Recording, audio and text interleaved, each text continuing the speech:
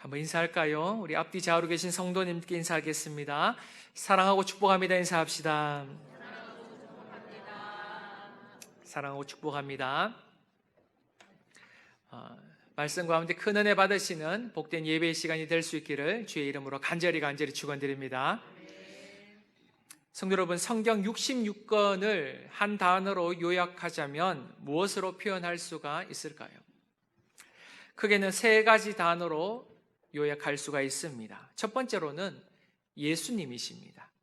어떤 신학자는 이 성경의 핵심을 예수 그리스도라고 주장합니다. 왜냐하면 구약 성경에는 이 땅에 오실 메시아에 대한 내용이 기록되어 있는데 신약 성경에는 이 땅에 오신 메시아가 그 예언을 어떻게 성취해 가고 있는지를 기록하고 있기 때문이라는 것이죠. 그래서 많은 신학자들이 이 성경의 핵심을 바로 예수 그리스도시다 이렇게 주장하기도 합니다. 그리고 두 번째로는 구속입니다. 성경의 스토리 중에서 가장 핵심적인 사건이 하나가 있는데 그것은 바로 인간의 타락입니다. 인간의 범죄함이죠. 그래서 성경을 보시면 그 내용들이 인간의 범죄함의 내용으로 가득 차 있는 것을 발견할 수가 있는 것입니다. 그러나 성경의 스토리는 인간의 범죄함과 인간의 타락함으로 끝이 나는 것이 아니라 바로 하나님의 구원의 스토리로 이어지고 있음을 성경은 말씀하고 있다는 것입니다. 그래서 성경의 핵심을 구속이다라고 주장하기도 하는 거예요. 그리고 마지막으로 성경을 한 단어로 요약하자면 그것은 바로 사랑이라고 할 수 있을 것입니다. 이 성경의 스토리는 결국 인간을 향한 하나님의 사랑의 스토리라는 것이죠. 우리가 잘 알고 있는 요한복음 3장 16절 말씀을 우리가 다 함께 한번 읽어보도록 하겠습니다. 시작. 하나님이 세상을 이처럼 사랑하사 독생자를 주셨으니 이는 그를 믿는 자마다 멸망하지 않고 영생을 얻게 하려 하심이라. 아멘. 하나님께서는 그분의 피조물인 인간을 너무나 사랑하셨기에 결국 그 타락한 인간을 구원하시기 위해서 자신 하나밖에 없는 독생자 예수 그리스도를 이 땅에 보내주셨고 결국 십자가에 죽게 하심으로 우리를 구원해 주셨다라고 성경은 말씀하고 있는 것입니다. 이것이 바로 하나님의 사랑이자 예수님의 사랑이라는 것을 믿으시기 바랍니다. 요한복음 13장에서는 이렇게 표현하고 있어요. 자기 백성을 사랑하시되 끝까지 사랑하시니라. 요한일서 4장 8절에서는 이렇게 말씀하십니다. 다 함께 한번 읽어볼까요? 시작.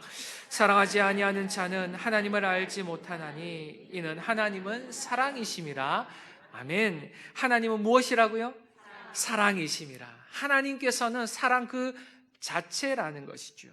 그래서 사랑하지 않는 사람들은 하나님을 알지 못한다라고까지 성경은 말씀하고 있다라는 것입니다.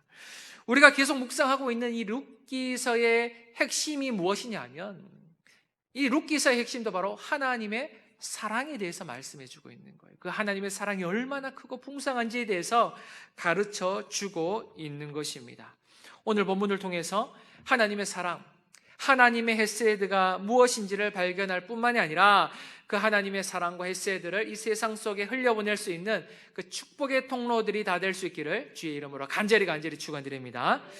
첫 번째로는 룻을 자신의 식탁으로 초대하는 보아스에 대해서 말씀하십니다.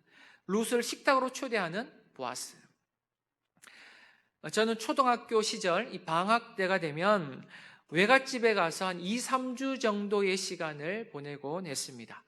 외갓집에는 외할아버지, 외할머니만 살고 계셨던 것이 아니라 외삼촌 가정도 함께 생활하고 계셨습니다. 그런데 외갓집에서 식사를 할 때면 늘 테이블이 2개가 차려졌던 거예요. 다 같이 한 테이블에 앉아서 식사를 해도 될 텐데 굳이 2개의 테이블을 준비해서 따로 식사를 준비하더라는 것입니다. 한 테이블에는 이 남자 어른들이 식사를 하시고요. 다른 한 테이블에는 여자와 어린 아이들이 모여서 식사를 하곤 했습니다. 굳이 그렇게 따로 식사를 하시더라고요. 그래서 제가 뭐가 다른지 확인해 봤습니다. 저 남자 어른들이 먹는 테이블에는 무슨 맛있는 반찬이 있나 싶어서 제가 이렇게 훑어봐도 뭐 크게 다른 반찬은 없어요. 물론 부위가 다른 경우는 있습니다. 남자 어른들의 그 식탁에는 이 닭다리가 있는 반면 우리가 먹는 이 밥상에는 이 가슴살이 있는 거예요. 그런 부위의 차이는 있었지만 막 특별히 반찬이 막 다르거나 하지는 않았다라는 거예요. 저는 그때 그 당시에는 왜 그렇게 따로 식사를 하시는지는 몰랐습니다. 그런데 나중에 알고 보니 그것이 바로 당시 남성이 중심이 되는 유교 문화였다라는 것이죠. 그래서 남성들은 여성 그리고 아이들과 함께 겸상을 하지 않았던 것입니다. 그런데 사실 이러한 식사 문화는 고대 사회의 가장 큰 특징 중에 하나라고 할 수 있습니다. 왜냐하면 고대 사회는 이 신분 사회였기 때문입니다. 그래서 그 당시에는 같은 신분의 사람들끼리 식사를 했던 것이죠. 종은 다른 종들과 함께 식사를 했고요. 일꾼들은 다른 일꾼들과 함께 식사를 하게 되었습니다. 또한 주인은 자신의 가족들과 함께 식사를 했던 것이죠. 그래서 고대 사회에서 함께 식사를 한다라는 것은 단순히 배를 채운다라는 의미가 아니라 그 사람 상대방을 나와 같은 신분으로 대해주겠다라는 의미가 담겨 있다라는 거예요. 자, 그런데 오늘 본문 14절을 보시면 이렇게 말씀하고 있습니다. 읽었던 말씀이지만 다시 한번 읽습니다. 시작.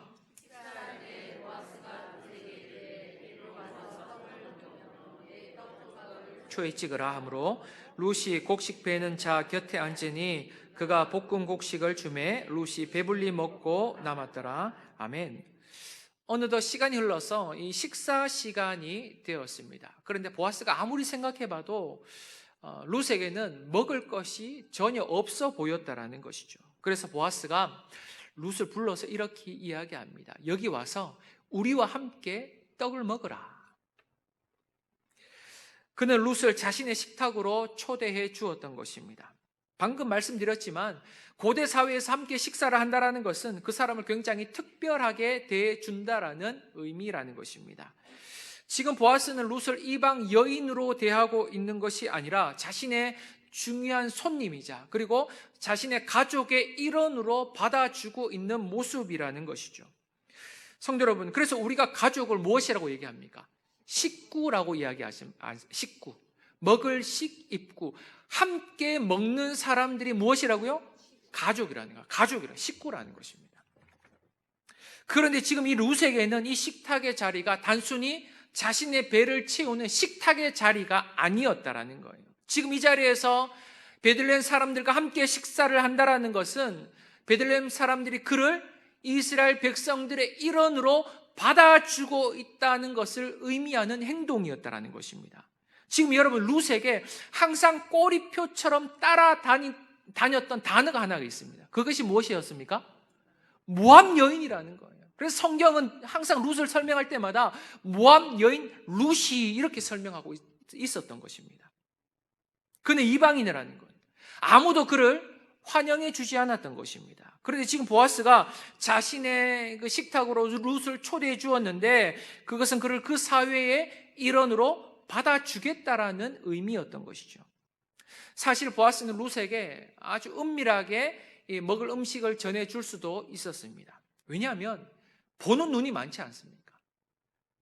이삭을 줍는 가난한 사람들이 룻만 있었던 것이 아니에요. 굉장히 많은 사람들이 있었던 것입니다. 그래서 사환을 통해서 종을 통해서 은밀하게 작은 도시락과 양식을 전해줄 수도 있었는데 보아스는 그렇게 하지 않았다라는 것입니다.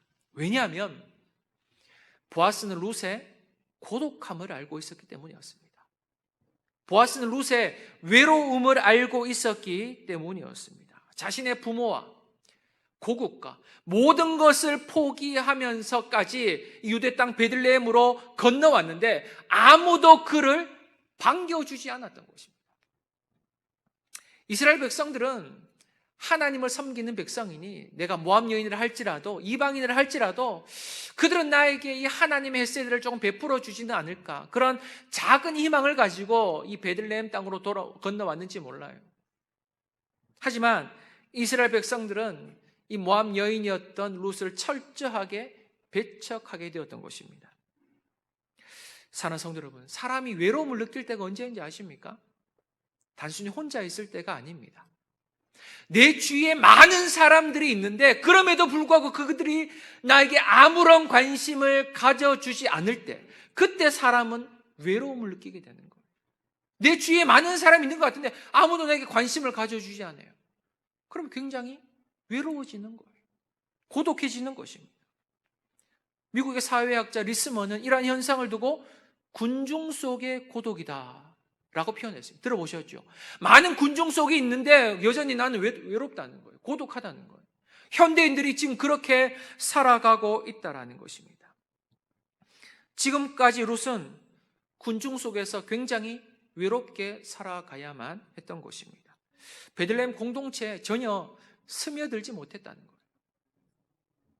그런데 보아스가 모압 여인이었던 그를 자신의 식탁으로 초대해 주었던 것입니다. 그를 베들레헴 공동체의 일원으로 받아주었던 거예요. 보아스의 식솔로 받아주었던 것입니다. 사랑하는 성도 여러분, 이것이 바로 사랑이에요. 다른 사람들을 받아주고 품어주는 것이 바로 사랑이라는 것입니다. 갈 곳 없는 인생, 연약한 인생, 어디에 마음을 둘 곳 없는 그런 인생들을 우리가 받아주고 품어주는 것이 바로 사랑이라고 성경은 말씀하고 있다는 것입니다. 룻이 자신의 부모와 고국과 모든 것을 포기하고 하나님의 땅, 약속의 땅, 유대 땅 베들레헴으로 건너왔던 이유가 무엇이었습니까? 바로 하나님의 날개 그늘 아래에서 참된 안식을 누리고자 자신의 모든 것들을 포기하고 이 베들레헴 땅으로 건너오게 되었던 거예요. 그러나 현실은 어떻습니까? 하나님의 안식을 전혀 누릴 수가 없었어요. 하나님의 헤세드가 무엇인지 전혀 누릴 수가 없었다라는 것입니다. 하나님의 따뜻한 품이 무엇인지, 날개 그늘 아래에 있는 것이 무엇인지를 전혀 누릴 수가 없었다라는 거예요. 신앙의 결단이었잖아요. 그런데 그 신앙의 결단이 무색하게도 하나님의 살아계심이 보이지 않았다라는 것이죠. 우리도 그럴 때가 있지 않습니까? 신앙생활 하다 보면 하나님의 살아계심이 느껴지지 않을 때가 있어요. 성경은 분명 내가 너와 함께 하겠다. 여호와는 나의 목자신 내게 부족함이 없으리로다. 목자 되시는 그분께서는 나와 함께 하시며 우리의 삶을 늘 선한 길로 인도해 주신다라고 말씀하고 계신데, 원수의 목전에서도 선을 베풀어 주신다겠다고 말씀하고 계신데 하나님의 손길이 보이지 않는 거예요. 그런데 그때가 언제인지 아십니까? 그 하나님의 손길이 보이지 않을 때, 그때는 바로 우리의 인생 가운데 고난이 찾아오고 위기가 찾아올 때라는 거예요. 그럼 그때는 하나님이 잘 보이지가 않아요. 하나님의 품이 느껴지지 않는 것입니다. 지금 룻의 상황이 그러했던 것입니다. 모든 것을 포기하고 베들레헴으로 건너왔는데 하나님이 보이지 않아요. 하나님의 품이 느껴지지 않았던 것입니다. 그런데 그 하나님의 따뜻한 품을 누구를 통해서 경험하게 되었다는 것입니까? 보아스를 통해 경험하게 되었다는 거예요. 지금 룻은 보아스를 통해서 하나님의 손길을 경험하게 되었습니다. 보아스를 통해서 하나님의 사랑을 경험하게 되었던 거예요. 하나님의 헤세드를 경험하게 되었던 것입니다. 룻의 텅 빈 마음을 채워준 사람이 바로 보아스였다라는 거예요. 보아스. 자, 그렇다면 여기서 중요한 내용이 하나가 있습니다. 그것은 바로 보아스라는 이름의 의미입니다. 보아스라는 이름의 의미. 보아스라는 이름은 그에게 능력이 있다, 이런 의미를 가지고 있어요. 그에게 능력이 있다. 그런데 성경에서는 이 보아스라는 이름이 룻기를 제외하고서는 딱 2번 더 기록되어 있습니다. 열왕기상 7장과 역대하 3장에 기록되어 있는데 그렇게 2번만 더 기록되어 있어요. 그런데 그 내용은 같은 내용입니다. 역대하 3장 17절 내용으로 함께 읽어보도록 합니다. 시작. 그 두 기둥을 성전 앞에 세웠으니 왼쪽에 하나요 오른쪽에 하나라. 오른쪽 것은 야긴이라 부르고 왼쪽 것은 보아스라 불렀더라. 아멘. 솔로몬은 지금 성전을 완공하고 그 성전을 기념하기 위해서 이 두 기둥을 세우게 됩니다. 이 두 기둥을 세우게 되는데 하나의 이름은 야긴이라 하였고요, 또 하나의 이름은 보아스라 하였습니다. 그런데 야긴의 이름의 뜻이 무엇이냐면 그가 세우시다라는 의미를 가지고 있어요. 보아스라는 이름의 뜻은 제가 말씀드렸습니다. 그에게 능력이 있다라는 의미를 가지고 있어요. 결국 이 솔로몬이 성전을 세우고 난 이후에 두 기둥을 세우게 되었는데 그 의미가 무엇이냐면 이 성전은 결국 하나님의 능력으로 세워지게 된다는 것입니다. 사람이 하나님의 성전을 세우는 것이 아니라 결국 하나님의 능력으로 그분께서 그 교회와 성전을 세워 가신다는 거예요. 우리 성광교회도 마찬가지입니다. 이 성광교회는 하나님께서 세워 가심을 믿으시기 바랍니다. 그분의 능력으로 세워 가시는 거예요. 사람의 능력이 아닙니다. 목회자의 능력이 아니에요. 성령의 능력, 하나님의 능력으로 우리 성광교회가 든든히 세워져 가게 됨을 믿으시기 바랍니다. 이 믿음의 고백이 솔로몬의 고백이었다는 거예요. 그래서 이 두 기둥을 세우게 되는 거예요. 야긴과 보아스. 자, 그런데 룻기에 등장하는 이 보아스와 이 솔로몬의 관계가 어떻게 되는지 아십니까, 여러분? 바로 솔로몬의 고조 할아버지가 보아스였던 거예요. 보아스와 룻이 나중에는 결혼을 하게 됩니다. 결혼을 해서 누구를 낳게 되는가 하면 오벳을 낳게 돼요. 오벳을 누구를 낳습니까? 이새를 낳고, 이새는 다윗을 낳고, 다윗은 솔로몬을 낳게 돼요. 거슬러 올라가 보면 솔로몬의 고조 할아버지가 바로 보아스였던 거예요. 보아스. 그래서 여러분, 이 솔로몬은 보아스의 이름의 의미와 조상들의 스토리를 모를 수가 없었습니다. 그런데 지금 솔로몬은 두 기둥 중에 하나의 기둥의 이름을 무엇이라고 지었습니까? 보아스로 짓고 있는 거예요. 이것이 의미하는 바가 무엇일까요? 솔로몬은 보아스가 단순히 자신의 고조 할아버지가 아니라 그 보아스가 베풀었던 그 사랑의 모습을 보니 이 보아스는 바로 하나님을 대변하는 인물이라는 것을 깨닫게 되었던 거예요. 보아스는 고조 할아버지가 아니라 바로 하나님의 모습으로 나타난 인물이었다는 것이죠. 하나님의 사랑을 전해준, 하나님의 모습을 대변해주고 있는 인물이 바로 보아스라는 것을 깨닫게 되었던 거예요.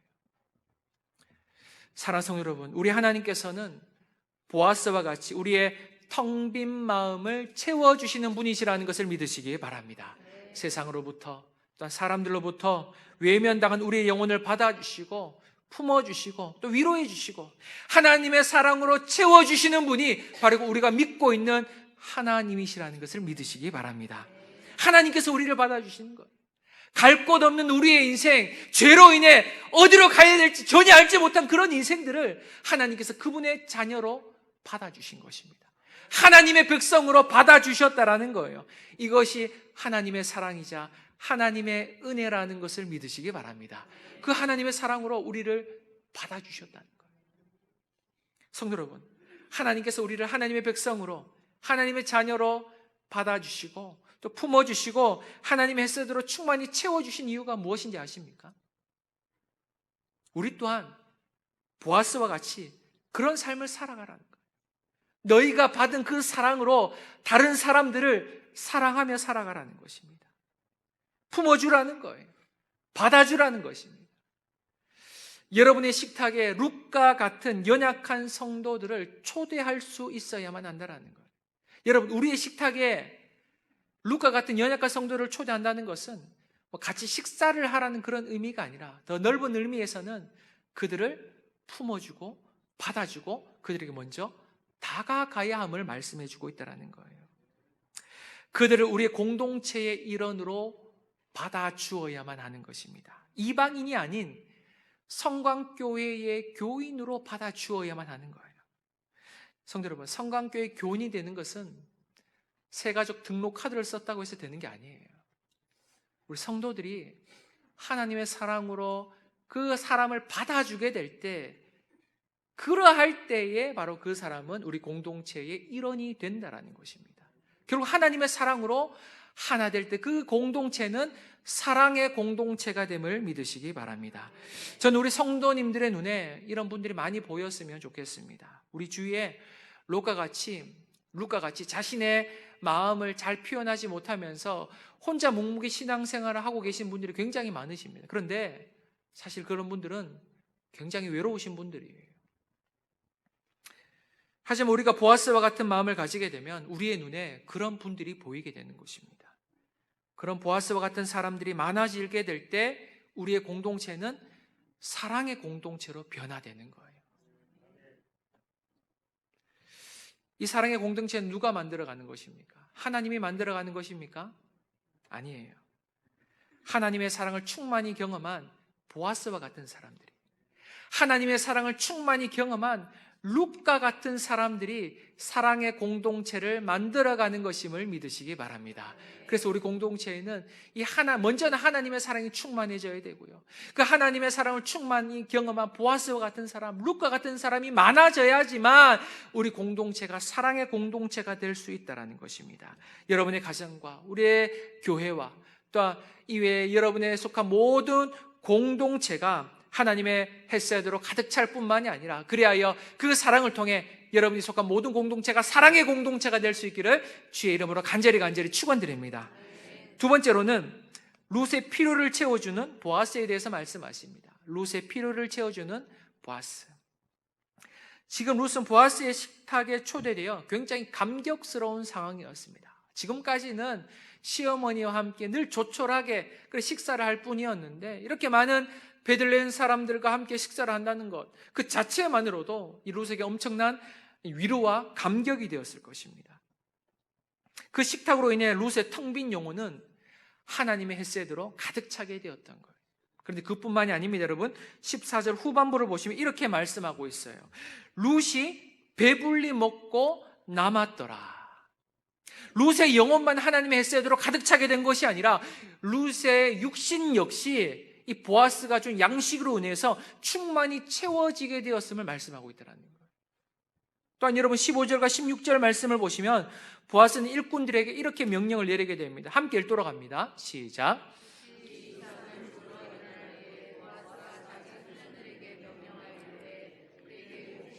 사이에서 줍게 하시고 책망하지 말며 또 그를 위하여 곡식 다발에서 조금씩 뽑아버려서 그에게 줍게 하고 꾸짖지 말라 하니라. 아멘.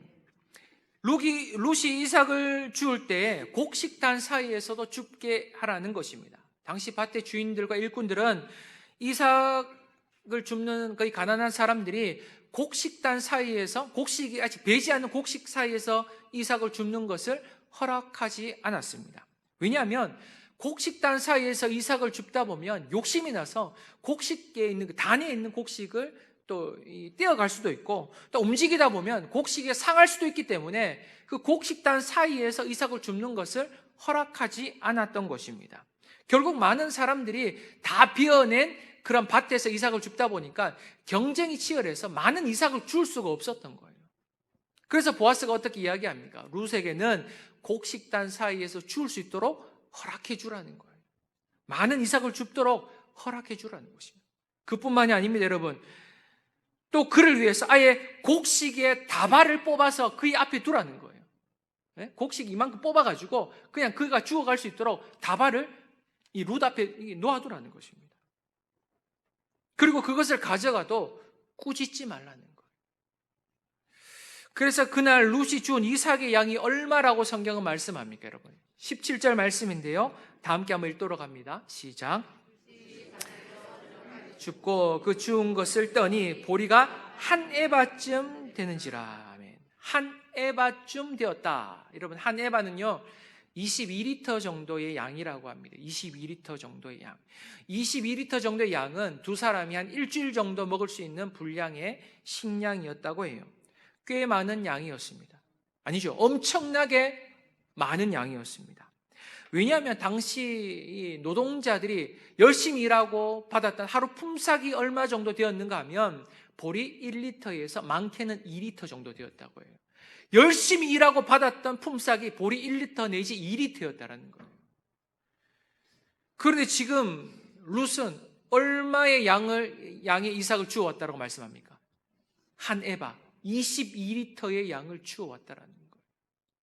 성인 노동자의 열흘치 품삯에 해당되는 이삭을 하루 만에 다 주워왔다는 거예요. 엄청나게 많이 주워왔다는 거예요. 그만큼 주워왔다는 것이죠.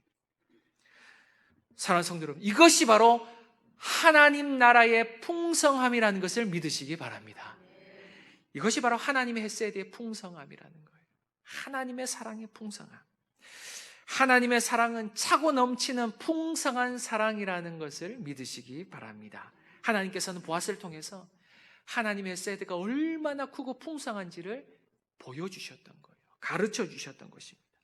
룻이 보아스의 식탁에서 음식을 먹었을 때에도 그 음식이 얼마나 풍성했는지 배불리 먹고 남게 되었다라고 성경은 말씀합니다.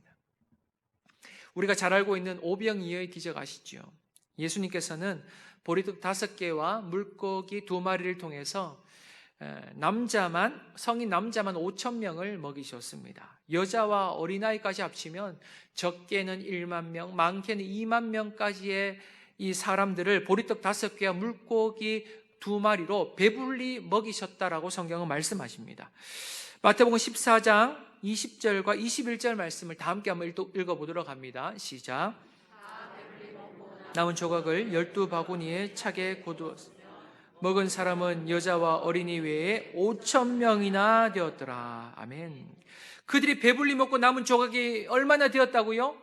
12바구니나 되었다라고 성경은 말씀합니다. 그들이 배불리 먹고 12바구니가 남은 이유가 무엇입니까? 하나님께서 계산을 잘못하셨기 때문입니까? 만약에 오병이어의 기적을 통해서 사람들이 배불리 먹고 음식이 남지 않고 딱 맞게 떨어졌다면 어쩌면 그것은 하나님의 오차 없는 그런 하나님의 능력, 한치 오차도 없는 그 하나님의 능력을 나타내었을 거예요. 역시 우리 하나님께서는 정확하신 분이시야. 하나님의 전지하심과 전능하심을 나타내는 그런 사건이 되었을 것입니다. 그러나 예수님께서는 이 오병이어의 사건을 통해서 그분의 탁월한 능력을 보여주시고자 했던 게 아니에요. 예수님께서 이 사건을 통해 나타내시고자 했던 것은 바로 하나님의 풍성한 은혜를 나타내시고자 했다는 것입니다. 하나님의 사랑이 얼마나 큰지, 그분의 은혜가 얼마나 큰지 그 오병이어의 사건을 통해서 보여주시고자 했던 것입니다. 차고 넘치도록 채우시는 그 하나님의 은혜, 차고 넘치도록 채우시는 그 하나님의 사랑이 무엇인지를 오병이어의 사건을 통해서 보여주셨다는 거예요. 사랑하는 성도 여러분, 우리 하나님께서는 우리가 기대하는 것보다, 우리가 기도하는 것보다 더 크게, 더 풍성하게 채우시고 응답하시는 분이시라는 것을 믿으시기 바랍니다. 차고 넘치도록 채우시는 하나님. 에베소서 3장 18절을 보시면 하나님의 사랑이 얼마나 풍성한지에 대해서 말씀해 주고 있습니다. 그 하나님의 사랑의 넓이와 길이와 높이와 깊이가 얼마인지를 너희가 깨닫기를 원한다. 그 하나님의 사랑으로 너희들이 충만해지기를 원한다라는 내용이 에베소서 3장에 기록되어 있다라는 거예요. 그런데 3장 20절부터 기록된 내용이 무엇인지 아십니까? 여러분 20절과 21절 말씀을 다 함께 읽어보도록 합니다. 시작. 능력대로 우리가 구하거나 생각하는 모든 것에 더 넘치도록 능히 하실 이에게 교회 안에서와 그리스도 예수 안에서 영광이 되도록 영원 무궁하기를 원하노라. 아멘. 사랑하는 성도 여러분, 우리 그리스도인들의 삶은 영적으로 궁핍한 삶이 아니라는 것입니다. 겨우겨우 살아내는 전전긍긍하며 살아가는 삶이 아니라는 거예요. 우리 그리스도인들의 삶은 하나님의 사랑과 하나님의 은혜로 충만한 삶이라는 것을 믿으시기 바랍니다. 하나님의 크고 넓으신 사랑을 날마다 누리며 살아가는 삶이라는 거예요. 그런 하나님의 사랑과 은혜를 충만히 경험한 사람들은 이 안에서부터, 이 영혼 안에서부터 그 생명과 사랑과 은혜가 막 생명수의 강이 흘러나오는 것처럼 폭포수같이 쏟아져 나오게 되어 있다는 것입니다. 우리 교회에도 그런 분들이 많이 계세요. 가진 것이 없어도, 물질이 없어도 막 사랑이 터져 나오시는 분들이 계십니다. 제가 그분들을 뵈면 얼마나 감사한지 몰라요. 제가 그분들을 보면서 깨닫게 됩니다. 이것이 바로 세상 사람들이 알지 못하는 그리스도인들의 풍성한 삶이구나. 여러분, 우리 그리스도인들은 이 땅에서 전전긍긍하면서 영적으로 궁핍하며 살아가는 삶이 아니에요. 하나님께서 오시는 그런 차고 넘치는 사랑과 은혜로 풍성한 삶을 살아가는 자들이라는 것을 믿으시기 바랍니다. 우리 성광의 모든 성도님들은 이 하나님의 풍성하고 또 차고 넘치도록 채우시는 그 하나님의 사랑과 은혜를 충만히 경험할 뿐만이 아니라 그 하나님의 사랑을 영혼에 채워서 이 세상 속에 그 하나님의 사랑과 은혜를 충만히 흘려보낼 수 있는 그런 축복의 통로들이 다 될 수 있기를 주의 이름으로 간절히 축원드립니다.